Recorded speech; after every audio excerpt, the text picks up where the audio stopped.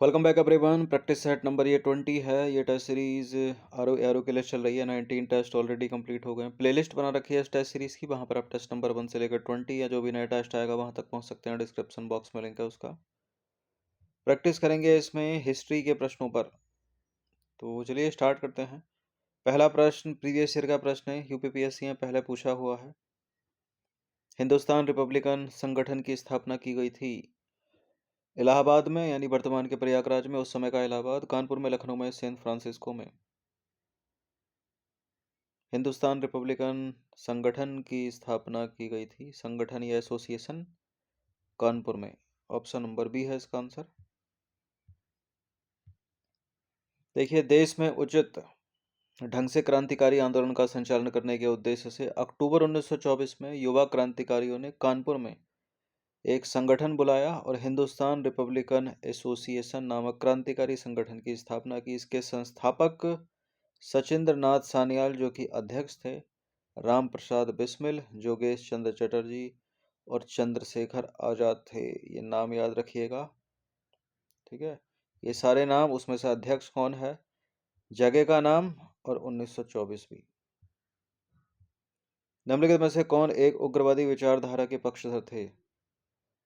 उग्रवादी विचारधारा के पक्षधर थे बिपिन चंद्र पाल, ठीक है। जो लाल बाल पाल हैं वही। ये नंबर है, इस पर कॉल या व्हाट्सएप करके आप फुल टेस्ट सीरीज प्राप्त कर सकते हैं आर ओ की 149 में पूरे साल के लिए, ठीक है। इतना कम इसलिए रखा है ताकि सभी लोग इसको अफोर्ड कर सकें। पेड टेलीग्राम ग्रुप से आप जुड़ सकते हो। तो विपिन चंद्रपाल उग्रवादी विचारधारा से संबंधित थे। उन्होंने अपनी सभ्यता और संस्कृति को पाश्चात्य संस्कृति से श्रेष्ठ प्रमाणित किया। इनका लाला लाजपत राय और बाल गंगाधर तिलक के साथ एक त्रिगुट था, जिसे संक्षिप्त रूप में कहा जाता था लाल बाल पाल। लाला लाजपत राय, बाल गंगाधर तिलक और बिपिन चंद्र पाल। क्वेश्चन नंबर 3, निम्नलिखित में से किसने मथुरा के कृष्ण मंदिर को नष्ट किया था? मथुरा के कृष्ण मंदिर को नष्ट किया था औरंगजेब ने। 1670 ईस्वी में औरंगजेब ने मथुरा के कृष्ण मंदिर को नष्ट किया था। इस कृष्ण मंदिर को वीर सिंह बुंदेला ने निर्मित कराया था। विद्वानों द्वारा रचित पुस्तकों के संदर्भ में निम्नलिखित युग्मों पर विचार करेंगे। यह है विद्वान, यह है पुस्तक। कालिदास के सामने अभिज्ञान शाकुंतलम लिखा है। बराहमिहिर के सामने बृहद संहिता, आर्यभट्ट के सामने पंच सिद्धांतिका। अभिज्ञान शाकुंतलम कालिदास, सभी को पता होगा इसका आंसर। बराहमिहिर बृहद संहिता भी ठीक है, और पंच सिद्धांतिका भी बराहमिहिर की है। आर्यभट्ट की है आर्यभट्टियम। तो पहला वाला यहाँ पर इनकरेक्ट है, मिसमैच है। दूसरा और तीसरा सही सुमेलित हैं। तो इसका आंसर क्या हो जाएगा? Option number B. तो युग्मों का सही सुमेल कुछ इस प्रकार से होगा: कालिदास की अभिज्ञान शाकुंतलम, बराहमिहिर की पंच सिद्धांतिका और बराहमिहिर की ही बृहद संहिता आर्यभट्ट ने रचना की है, आर्यभट्टियम की। 20 प्रश्न है इसमें। प्राचीन भारत की कला के संदर्भ में निम्नलिखित कथनों पर विचार करेंगे, कौन सा इनमें से सही होगा? देखिए, मौर्यकालीन सिंह की मूर्ति वाले शीर्ष स्तंभ को भारत सरकार ने राष्ट्रीय चिन्ह के रूप में स्वीकार किया है। भारतीय और यूनानी शैली के मिश्रण से गांधार शैली का जन्म हुआ क्या? बिल्कुल ये करेक्ट है, दोनों के दोनों कथन। सी है इसका आंसर।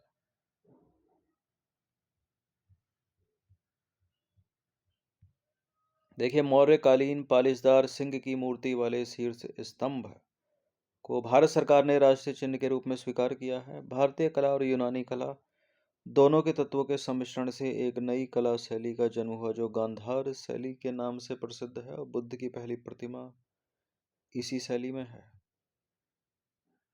क्वेश्चन नंबर 6 पर आ जाइए। निम्नलिखित कथनों पर विचार करेंगे। दो कथन यहाँ पर, कौन सा इसमें सही होगा? हड़प्पा काल का समाज नगरीय समाज था। वैदिक काल में समाज अश्वारोही था किंतु पशुपालक नहीं था।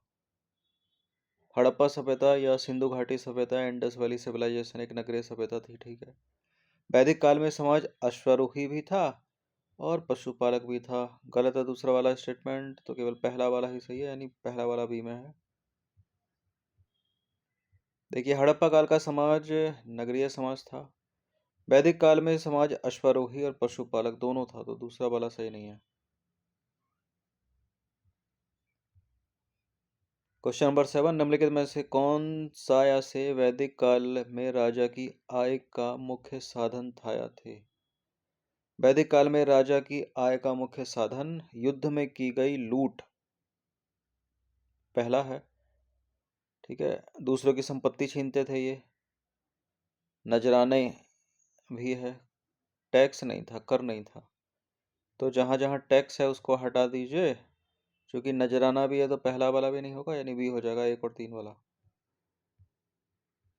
देखिए, वैदिक काल में राजा की आय का मुख्य साधन युद्ध में की गई लूट था।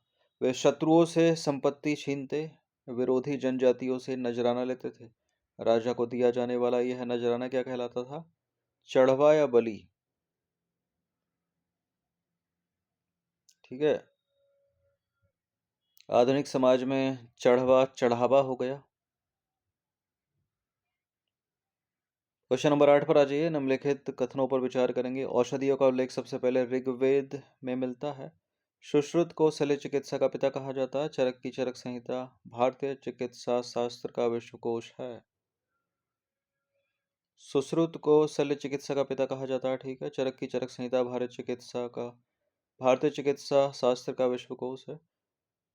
औषधियों का उल्लेख सबसे पहले ऋग्वेद में मिलता है, ये गलत है, अथर्ववेद में मिलता है। तो जहां जहां एक होगा उसको हटा दीजिए, केवल 2 और इसका आंसर 2 और 3 सी है इसका आंसर। तो एक से एलिमिनेट हो गया है सारा। औषधियों का उल्लेख सबसे पहले मिलता है अथर्ववेद में, न कि ऋग्वेद में। सुश्रुत को शल्य चिकित्सा का पिता, और सुश्रुत संहिता में सुश्रुत ने मोतियाबिंद, पथरी तथा अन्य बहुत से रोगों का उपचार शल्य क्रिया विधि से बताया है। चरक की चरक संहिता भारतीय चिकित्सा शास्त्र का विश्वकोश है। इसमें ज्वर, कुष्ठ, मिर्गी और यक्ष्मा यानी टीबी के अनेक प्रकार बताए गए हैं। इस पुस्तक में बड़ी संख्या में उन पेड़ पौधों का वर्णन है जिनका प्रयोग दवा के रूप में होता है। क्वेश्चन नंबर 9 पर आ जाइए। निम्नलिखित कथनों पर विचार करेंगे। आगरा की स्थापना सुल्तान बहलोल लोदी ने 1504 ईस्वी में की थी। मध्यकाल में राजस्थान तथा दक्षिण में मालवा की ओर जाने वाले मार्ग पर स्थित होने के कारण आगरा का राजनीतिक, आर्थिक और व्यापारिक महत्व था।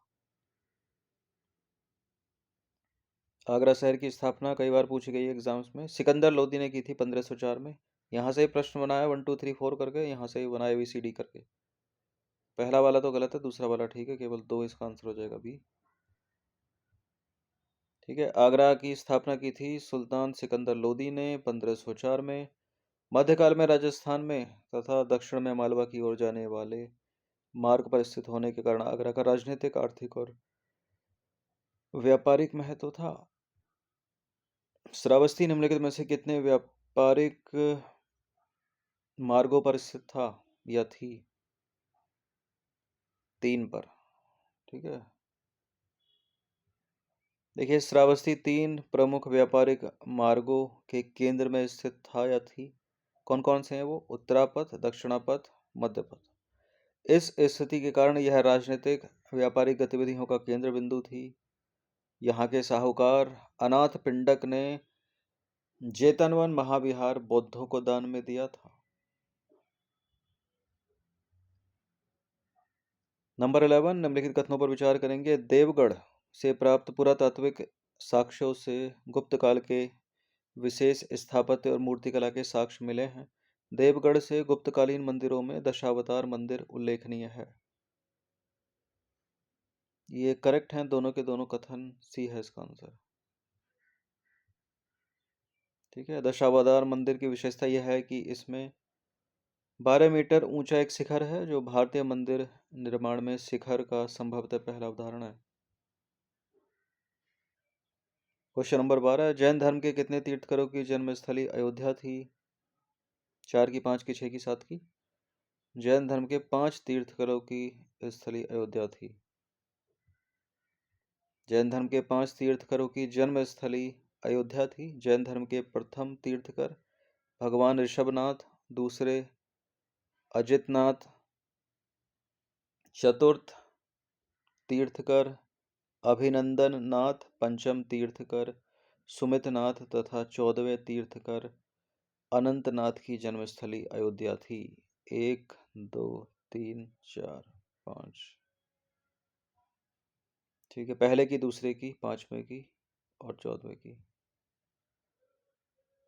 13वां प्रश्न है, सप्तम जैन तीर्थकर भगवान सुपार्श्वनाथ एवं 23वें तीर्थकर भगवान पार्श्वनाथ की जन्मस्थली निम्नलिखित में से कौन सी थी?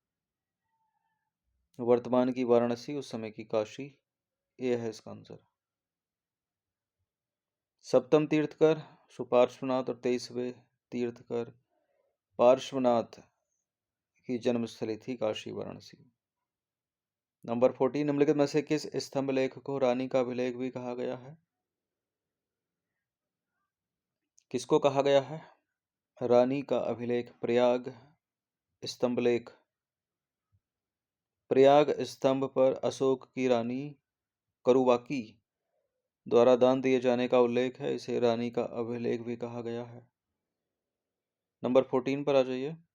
सोहगौरा ताम्रलेख उत्तर प्रदेश के किस जनपद से मिला है?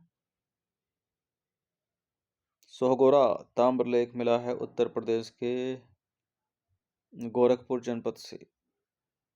सोहगौरा ताम्रलेख मौर्य काल से संबंधित है या उत्तर प्रदेश के गोरखपुर जनपद से प्राप्त हुआ है। इस लेख से यह पता चलता है कि मौर्य काल में अकाल की स्थिति में जनता को अनाज का वितरण किया जाता था। क्वेश्चन नंबर 15 पर आ जाइए। निम्नलिखित कथनों पर विचार करेंगे। काशी का सर्वप्रथम उल्लेख ऋग्वेद में मिलता है। महाभारत के अनुसार काशी की स्थापना दिवोदास ने की थी। इनकरेक्ट स्टेटमेंट ढूंढना है। महाभारत के अनुसार काशी की स्थापना दिवोदास ने की थी। ठीक है, काशी का सबसे पहला उल्लेख अथर्ववेद में मिलता है, न कि ऋग्वेद में। तो गलत पहला है, फर्स्ट ही आंसर है। ठीक है, काशी का उल्लेख अथर्ववेद में मिलता है, न कि ऋग्वेद में। और महाभारत के अनुसार काशी की स्थापना की थी दिवोदास ने। क्वेश्चन नंबर 16, निम्नलिखित कथनों पर विचार करेंगे। दो कथन है यहाँ पर, कौन सा इसमें सत्य होगा? अमीर खुसरो का जन्म उत्तर प्रदेश के कासगंज जिले के पटियाली गांव में 1253 ईस्वी में हुआ था। अमीर खुसरो को तबला और सितार वाद्य यंत्रों के आविष्कारक का श्रेय दिया जाता है।